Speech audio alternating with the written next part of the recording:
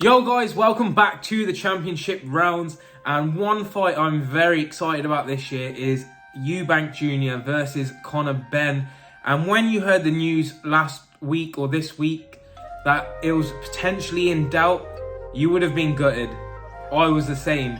But we've had some clarity on the matter, and the fight is definitely going ahead according to Kalle Sauerland and Hearn. Is contracted and going ahead on the 8th of October at the O2, as we all know. And Junior's in sparring. Junior ordered more sparring and sparring yesterday.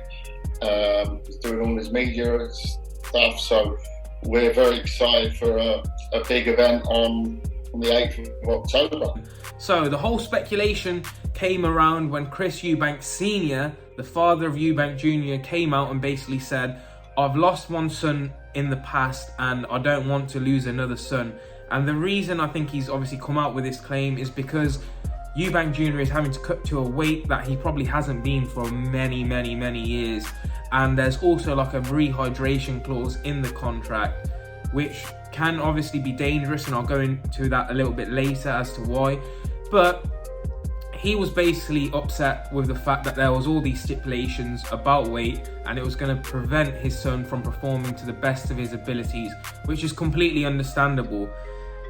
But we've obviously had news from the matchroom side that Eubanks agreed to those terms. He knew what the terms were on the contract, so he is going to have to oblige to the contract. And I think Hearn seems very confident that Eubank is a professional. He will make the weight on the day, which I also believe too.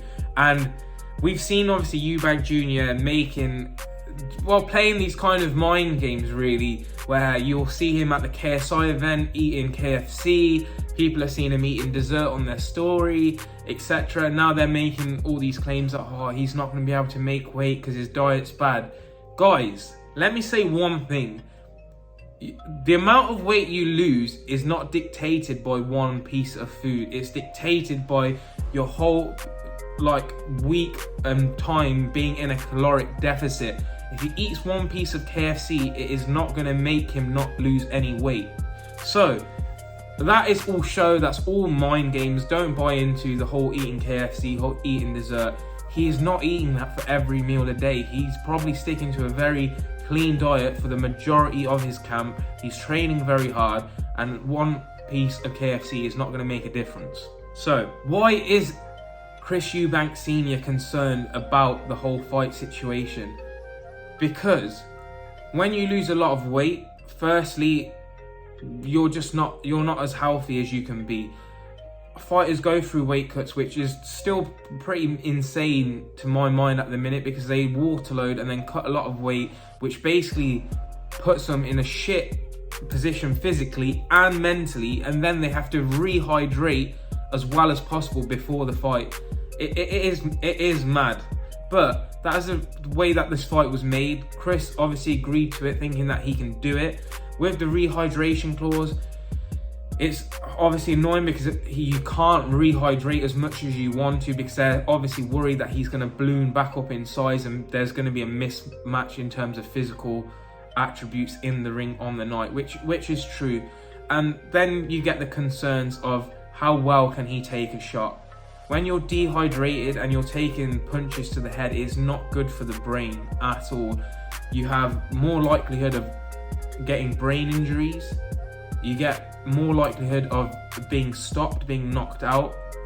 And in terms of your gas tank is just not as good either. So there's all those contributing factors into why it could potentially be a dangerous fight for Chris Eubank Jr. And that is what his father is alluding to. Now, the contract's been signed, so obviously Eubank Jr, as he said loads of times, he only needs to be at 60% to beat Conor Benn. And I think he firmly believes that, honestly, because he's got the size, he's got the experience in there, and he's going to have the power on the night as well. Conor Benn can hit hard, but Conor Benn hits hard at welterweight, I believe he fights at, and he's in there against a big middleweight. So yeah, the power advantage is definitely on Eubank's side. So it looks like that's all been cleared up. The fight is going ahead, And we've had the brilliant face-to-face, which I needed to touch on because I haven't covered it. I was going to do a reaction video to it, but I think I'm a little bit behind the curve. I just needed to go over it though. For me, that has to be one of the top 5 face-to-faces. We've had some absolute classics.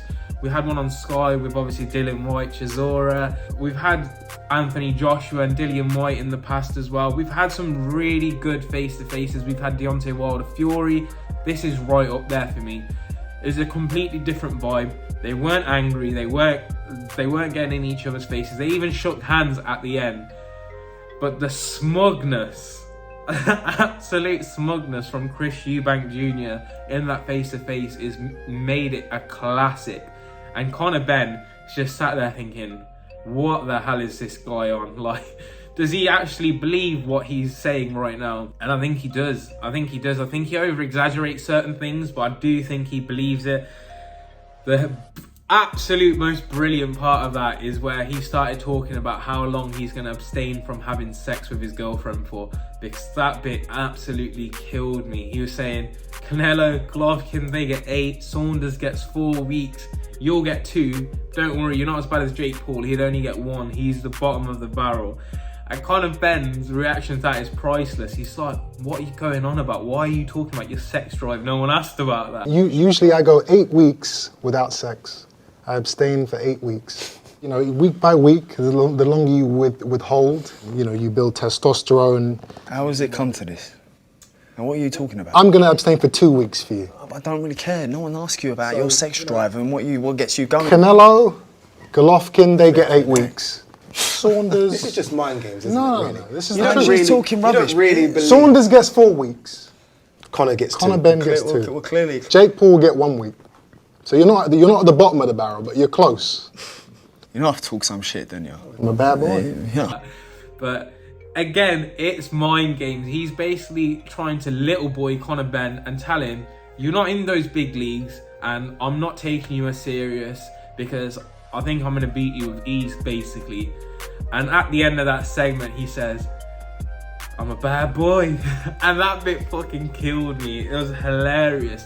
The whole time he was trying to make Conor feel this big. He was saying that if you beat me, it's an act of God, which is a piss take, because an act of God basically means it's unexplainable. We don't know how this could possibly happen. Like, it's such a rarity. Calling him a walk in the park on a summer's day. What, you think I'm going to be a walk in the park? I mean, yeah, on a nice summer's day. And the thing is, the guy says this all with like a smug smirk on his face, and he's obviously trying to get in Conor's head. I don't think he is getting in Conor's head. Conor seems bulletproof, like mentally, but the closer we get to the fight, the emotions start to ramp up, and there is a potential for him to make Conor fight aggressively and emotionally in the fight. So very, very interesting. I just had to touch on that face-to-face because it was absolutely brilliant. If you guys haven't watched it, I thoroughly recommend going and watching that face-to-face. I am going to be doing a preview of the fight where obviously we'll go into a bit more of a tactical analysis of both fighters and then give you my prediction as to who's going to win. I'll do that close to the fight. It's a bit early yet. I kind of want to see how things ramp up in the lead up to the fight. It looks like Nigel Benn is definitely in the corner of Conor Benn. Eubank Sr, the jury's out. He doesn't really want this fight. Is that mind games from both of them? I don't know if it is from Senior, but I would assume that he will be around on fight week. That's it from me, guys. Hit a like, subscribe to the channel, turn on those notifications. We're at 1,250 subscribers. I really want to get to 1,500 before the end of the year. That would be an incredible achievement, seeing as to where we started at the beginning of the year. So keep subscribing, guys, and stay tuned for more updates on this fight because it's going to be an absolute cracker. Peace. I'm a bad boy. Yeah.